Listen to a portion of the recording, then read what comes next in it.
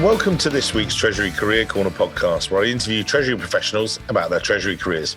Each and every week, I talk to treasurers about how they've built their careers, where they are now, and where they see both themselves and the Treasury profession going to next.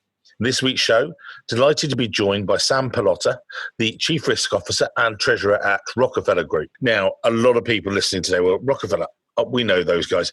Yeah, they've been around for over 90 years. They're one of the most trusted names in real estate. Leading developer, owner, operator for large-scale urban mixed-use developments. I know there's a lot of stuff about Rockefeller, which I'll actually get Sam to describe a little bit later in the show, because they've got lots of different investments and they've got this great history and very iconic buildings as well throughout New York. But I want to focus on Sam, I want to focus on Treasury and where he fits in as well. So we're going to jump straight into Sam's career. Sam, take us back to the beginning of your career, if you were, from graduating, how you discovered finance, and then you went, oh, actually, Treasury, that's for me. Back to you, sir. Over to you. Thanks, Mike. I'm really looking forward to joining you today. I began my career, first significant job I had was with Johnson & Johnson, their corporate finance team. And I was working as a financial accountant, pulling together P&Ls and balance sheets, doing market analyses from a finance perspective. And I really enjoyed corporate finance, and Johnson & Johnson was an excellent organization. But I envisioned for my career obtaining my MBA. So I was able to get my MBA at the University of Virginia. While I was doing my career search and trying to restart my career and think about what my next step would be, I was attending a lot of symposiums and information gatherings on different careers and different opportunities. And I happened to attend a workshop that was run by General Motors that was seeking summer interns for their Treasury department. And that was just a light bulb went on when I went in and heard about that opportunity, because I never really knew what Treasury was. I was a finance person. I had majored in finance and loved corporate finance, but then sitting here in this meeting, all of a sudden I heard about Treasury, and to me it was these complex financial transactions that were key to the strategy of the organization, and it just fascinated me, and kind of the light bulb went off, and I said, I really want to pursue this further. I abandoned the other opportunities, and I just focused on getting a summer internship with General Motors, which I was fortunate enough to obtain, and it started my career in Treasury. And then you made that move as well, didn't you? You were J&J and you actually joined General Motors from that rotation. Explain that, because that's a great company to work within and to really have that on your resume. Yeah, when I was at General Motors, I felt as if it was a very prestigious position. Their treasurer's office globally had almost 100 people in the office, and the transactions that they were taking on were innovative. A lot of the case studies that I learned at school were from General Motors in their treasurer's office. And, I went in for my summer internship and then ended up working there for over 5 years in a variety of rotations. And it was just a fascinating and such an exciting time for my career to start my career in Treasury there. I'll be eternally grateful for the opportunity and all the work experience I obtained, as a summer intern working on, selling the company's corporate aircraft and leasing them back. So a sell and lease back transaction for $100 million of corporate aircraft. And then first day in basically as a summer intern. And then first year working on the capital markets team, I was managing a fixed income portfolio of near-term cash. And it was normally a $500 million to $1 billion fixed income portfolio, which was interesting enough. But then, we ended up doing the largest debt issuance at that time was a $17-18 billion debt issuance, and being able to sit at the table as the most junior person, but be able to be a part of that deal, and then to help invest the cash in the near term as it came in to the organization and put it to work in the fixed income market temporarily. It was just a really fun challenge to take on, especially at such a young age in my career. And then I worked at General Motors for 5 years, as I mentioned, and I rotated into assignments in overseas finance, pension plan, funding and analysis, as well as capital planning. So it was a lot of opportunities to kind of learn Treasury and to be challenged every day and really get that, grounding in Treasury that I'm able to now leverage throughout my career. And that ethos, I wanted to dive into that. We spoke about this, we had a pre-briefing call and things, and one of the things that really fascinated me was you talked about it being groundbreaking for Treasury, because Treasury can be just keeping on looking after the cash or keeping on doing the financing and things like that.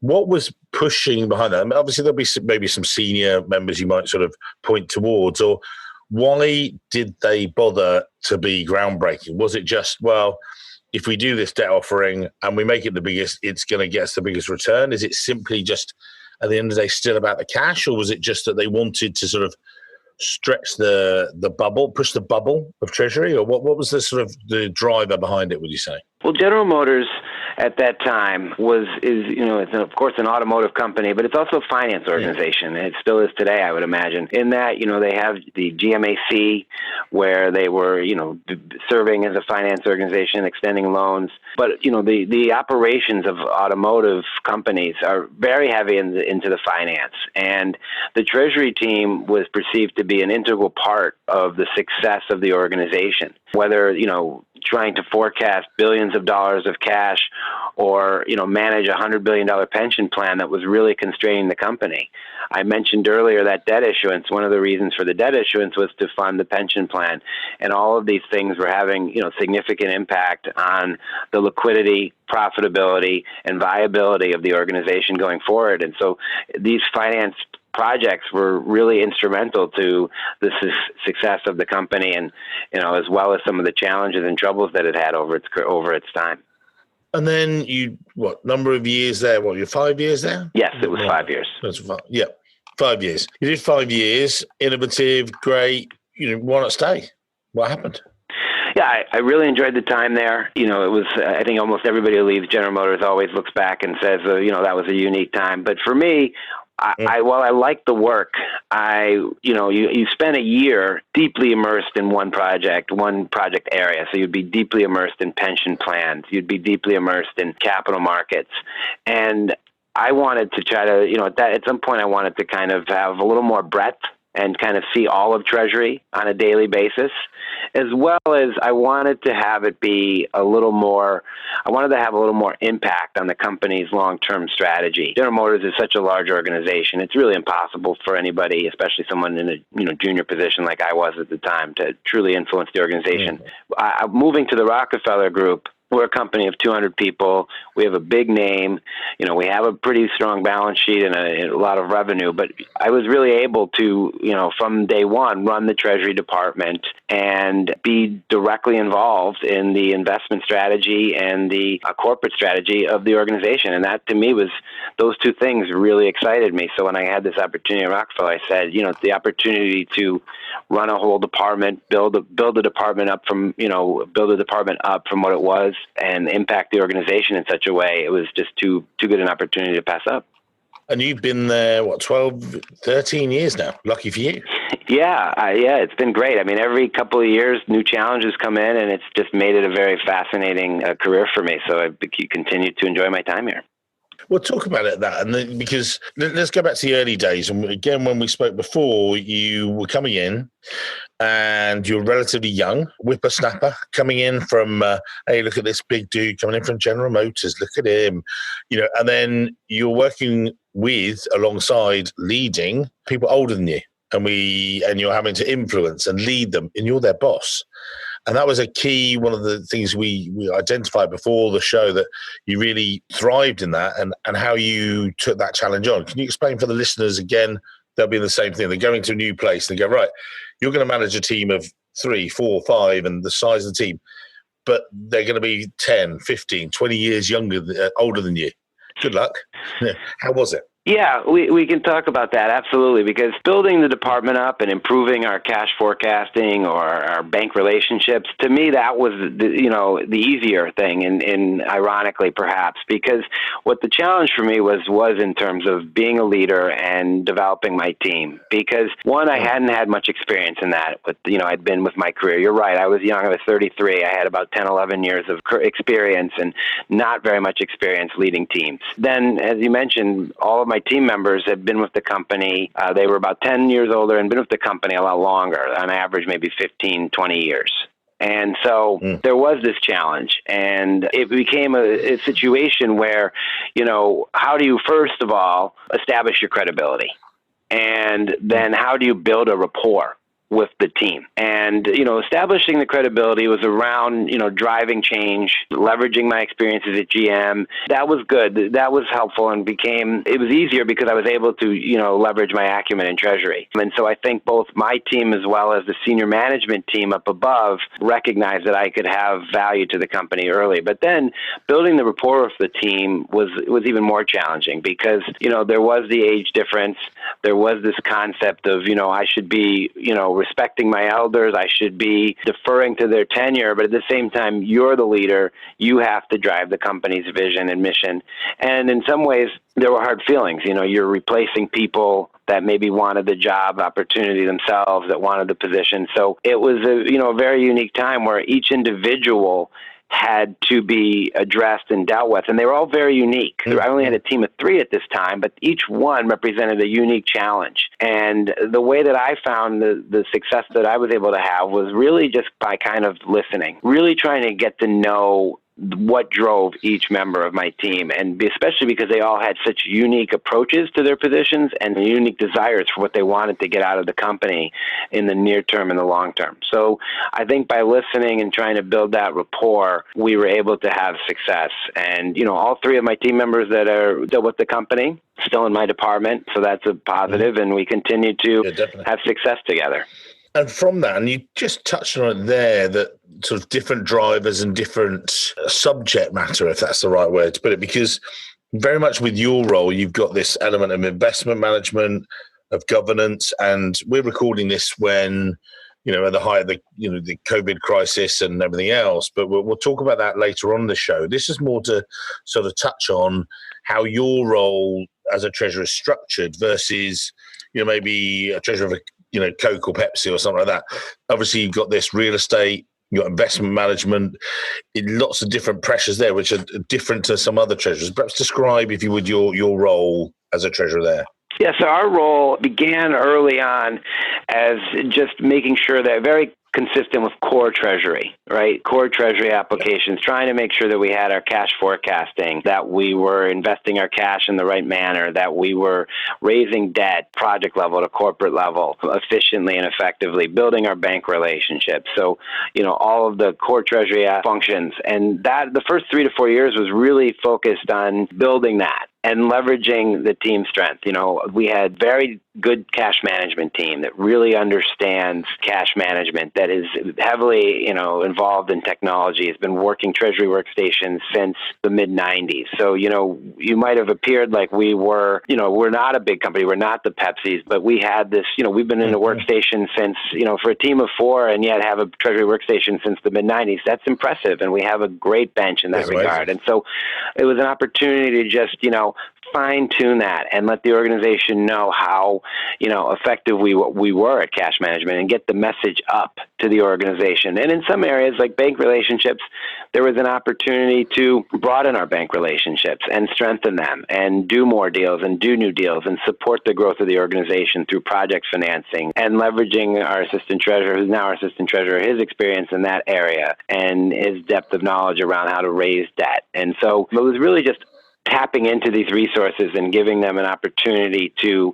identify the projects they needed to work on and then communicate them up to senior management to give the senior management team confidence that we had the potential and the capabilities to help the company grow. But over time, that was kind of the phase 1. But over time, once we got there, I was really interested in pushing out into what Treasury can and risk management can be.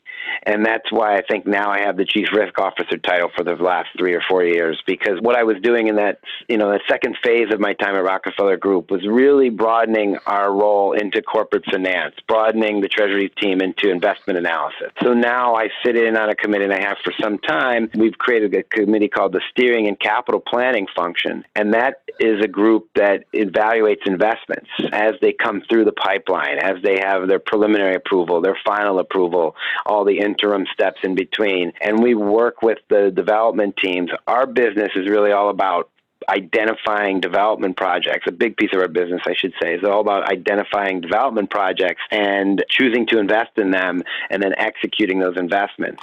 And so I've been able to position my team and myself so that we are playing an integral role in evaluating those, in not just the cash management or debt raising of those projects, but also in the evaluation of those investments and helping guide the organization in its decision-making process and governance around that.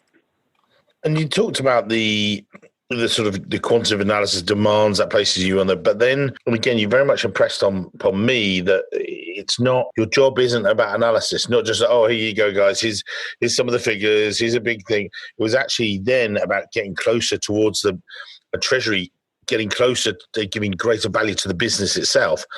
And again, people listen say, well, how do you do that? I've done my analysis, and I'm giving my information to the CFO, or how do you actually instigate that process? Or, how have you made it work? Yeah, I kind of describe that as the third phase, whereas, phase two is more of a corporate overhead and continue to play that corporate governance role. What I'm trying to now accomplish in phase three is to really be as embedded in our project teams as possible. So, that we are a trusted, valuable resource for our development officers, that they are reaching out to us proactively, that they see us as an integral part of the process, whether it be because, they're concerned that they might not be able to raise debt in an adverse capital market, or whether they want us to kind of be a second opinion on, evaluating the risk metrics of the deal and identifying the top risks that are inherent in the transaction and how to effectively mitigate them. But we are now looking more and more to embed ourselves in that organization and do so. There's a balance there. It's hard because, as a corporate office, you're often seen as the part of the decision-making process, part of the no-go process. And yet we are that. We are still that. But at the same time, we have to try to say, well, we want to support you and put up the best decision as well. So there's initial resistance because, the entrepreneurial side of the business really wants to, control the process, and they want to make sure the process gets approved. This is their livelihood, and this is how they drive the value to the company, and you have to be sensitive to that. But at the same time, if you're not, the organization needs to understand that early identification of risks and early mitigation of them will help a deal prosper. And an example that I can give would be in our industrial development business in New Jersey. We are building warehouses in New Jersey. We've been doing it for some time. We have tremendous success doing it. And, a lot of the land in New Jersey has environmental issues. And if you go back earlier in the 2010s in our company's history, we were reluctant to develop on land that had an identified environmental issues because of the headline risk and the practical risks as well. And over time, we were able to work within our team to identify insurance that could be obtained, environmental insurance that could be obtained, that contain the risks, and then through thorough evaluation of the environmental concerns and how they were, what the true risks were, and understanding of those risks, and then directly defeasing them with insurance, we were now able to develop sites that other, developers might not have been adept enough to develop. And so this is an opportunity for us to buy land and make money and build buildings where others cannot. And I think that, we played an integral part in that.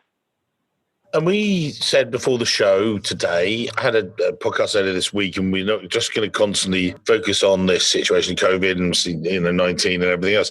But we want to bring it up because when I was talking to this chap earlier, he's in Brooklyn, Didier, he'll come out on the show shortly. One of the things we were talking about is the initial dealing with it and recognizing it for what it is, sort of that first initial assessment of what the problem is.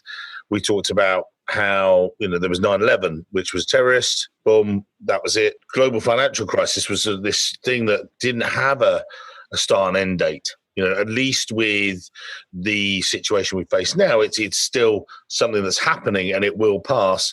And it's about planning and getting through it and, planning for the future and everything else. But then, a lot of treasurers like yourself are, coming to the forefront, with corporate liquidity and lots of other things. Describe how you've been, when was the knock at the door, or when did it say, right, Sam, we need your help. You're going to be front and center of this. How did it sort of come about, if you like?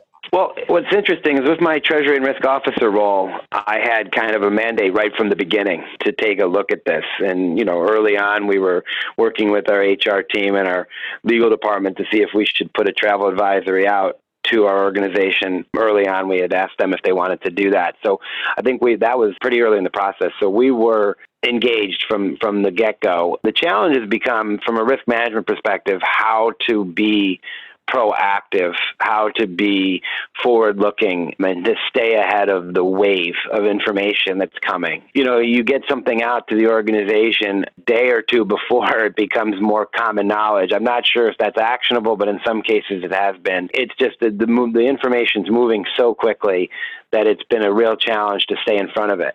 But I think we've been, whether it's the Treasury role, let me put it another way, in the Treasury role, I think we've been able to, really drive value in a number of areas, whether it's economic analysis, liquidity analysis, evaluating our revenues. Maybe if you'd like, I could jump into a few examples. Please do. I think it's great because that's what people want to understand, how you deal with it, because they're doing the same. Hang on, what else should I be thinking about? So yeah, please do.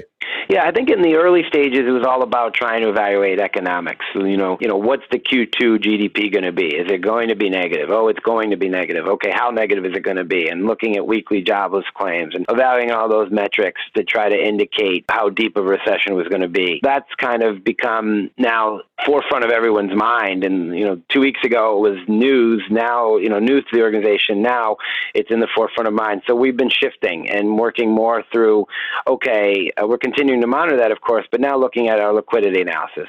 How much cash should we have on hand? So, the first message out to the organization is we have a very strong balance sheet. Our balance sheet is very strong today. And getting that message out to the organization, reinforcing to the staff that this is a company that has tremendous stability and, that we can meet our near-term obligations, and getting out to our internal employees, getting it out to our external stakeholders. But then working with the banks to kind of confirm that there isn't going to be a run on the banks, that there isn't going to be any liquidity issues, and just working directly with them. And then looking more internally and making sure that, we're going to be able to maintain our revenue. For the Rockefeller Group, revenue primarily comes from two large office buildings that we own, 1221 Avenue of the Americas and 1271 Avenue of the Americas, and having our tenants pay rent.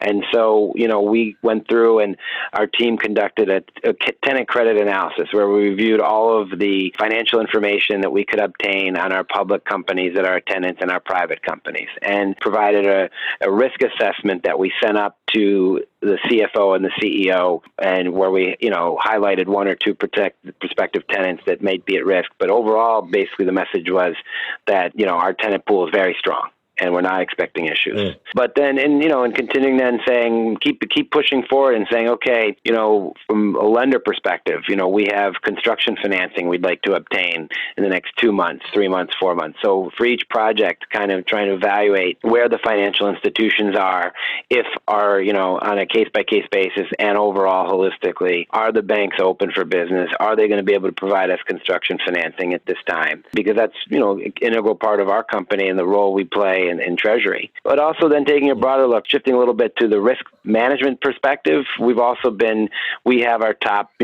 30 risks, top 20 risks that we look at all the time, and we focused on 10 to 15 risks that we think are very important in this environment, that we should be, making sure that our risk owners are evaluating, that our key company executives are monitoring and looking to mitigate directly. So we've got that message out to them and are in kind of standby if they need assistance in further, mitigating those risks. And also just, fraud management. Everybody in Treasury is focused on fraud management today, I think, and especially in this environment when there's, so much instability and there's a change in our routines where we're all working from home. We feel that this unfortunately creates a potential opportunity for fraudsters to take advantage of our new processes and our distance in our communications. So, we're getting a message out next week, no later than next week, that just reminds everybody about our best practices in terms of payment processing. Yeah, it makes everybody aware and just take that pause, if you like, before they do things. And that actually brings us very nicely, without it being planned, actually, sort of segues into where do you see the future of Treasury? Because Treasury, I've talked to this so many times, probably just to show that CFOs, I find now, when I'm talking to them, they say, I use my treasurer as the sort of the scout. They're off out in front. I push them out in front. Some of the times, not sacrificially, but, they have to do, you do a lot of work. But what I mean by that is they say, right, could you assess this blockchain idea? Could you assess this for me? Could you do this for me? On top of your day jobs, which I think sometimes is a challenge. But what are you seeing coming at you that, number one, that you think, no, we're not going to bother with that. We're going to sort of divert that off to that's suited for other businesses. Or that's an exciting opportunity. Or these things Treasury should be thinking about. Obviously you've got cyber and risk and everything else. But what are your things you're thinking about for the future? Yeah, I think that it's all about risk management and being able to be a leader in that area and harnessing your organization's resources to manage risk and to directly defease it wherever possible and to understand and fully understand the risks that you are taking and how those risks can impact that. I think that the issues of COVID-19 right now present a challenge for everyone, but to me, it feels very close to home for treasurers, because treasurers need to be, as I just described, evaluating the capital markets, making sure that they have access to the capital markets, making sure that they have liquidity to run the organization. Businesses will, succeed or fail based on whether they have sufficient liquidity, whether their capital structures are strong enough, whether they understand their cash forecast, and whether they have the insurance in place to protect them as appropriate. And so for me, Treasury and risk management go hand in hand, and an organization has to be not just about the revenue side and not just about growth and profits, but it has to be about risk tolerance and risk avoidance as well. And that to me is the other side of the page. To me, the two go hand in hand in terms of their strategic importance. And the treasurers, across the globe have this experience. And I think that the opportunity for Treasury is to, continue to manage their core functions and to do it well, but to use that knowledge and those capabilities to communicate to the company's senior management team and to be an integral part in, navigating the company's strategy, especially in times of distress. Sam, that's amazing stuff about talking about the company and the way that Treasury and risk fits in this, turbulent world, so we call it. As we wind up, come to the end of today's show, tell the listeners, people will look at, again, my usual closing lines of the show, and this is what we're going to come to. We'll put your LinkedIn profile in the show notes. People can connect to you if you think it's right for you and everything else. Sam, as you go through there, what are the key tips from you that if someone wants to be, a similar career to you, what are the tips you would give to people, and what are the things that sort of, are emblazoned on your Treasury sleeve, as it were? I think that more strategic advice that I would give is to just continue to push yourself to do more, to perform at a higher level, and to champion the Treasury team. I'm just a big believer, and maybe even to my detriment at times, but I'm a big believer in how integral the Treasury role can be within an organization. Right. And I am just very proud of the work that my peers do. And I think that for me, I would just applaud people and encourage them to reach out to me as needed, but find opportunities to take a larger role in their organization. And I know how challenging that can be, because you have to keep an eye on the day job. You have to focus on those core capabilities of Treasury that we've talked about here. But, hopefully I've given some examples of where you can take that knowledge and leverage it and communicate it in an effective manner so that it becomes something that will get more appreciation and play a larger role in the value of the company. So that's, I think, the biggest takeaway for me today. Amazing. Sam, it's been amazing, sir, with a few hiccups along the way from my side, but I think Sam was bloody good at this. We're coming on to 100 episodes. I'm going to say it's one of my favourites. I think we had a really good laugh before we did the show and the pre-call. Great Treasury background with Rockefeller. I think you've got some really good, interesting takeaways for people today. We finished on time. I loved it. And this is a great show. So those listeners, feel free to connect to Sam. Any comments you've got about it, or you've got further questions, send them across Sam's way or my way, and look forward to next 100 shows. And thank you for being a guest, sir. You've been an absolute star. Well, thank you, Mike. That's high praise. I've listened to so many of your podcasts, and you've had so many wonderful guests and so many interesting sessions. So I appreciate that, and it was really my pleasure to be a part of this. I feel quite honored to be a part of it. And, of course, if anyone wants to reach out to me, they should do so. I'm happy to help wherever I can. Thank you very much, sir.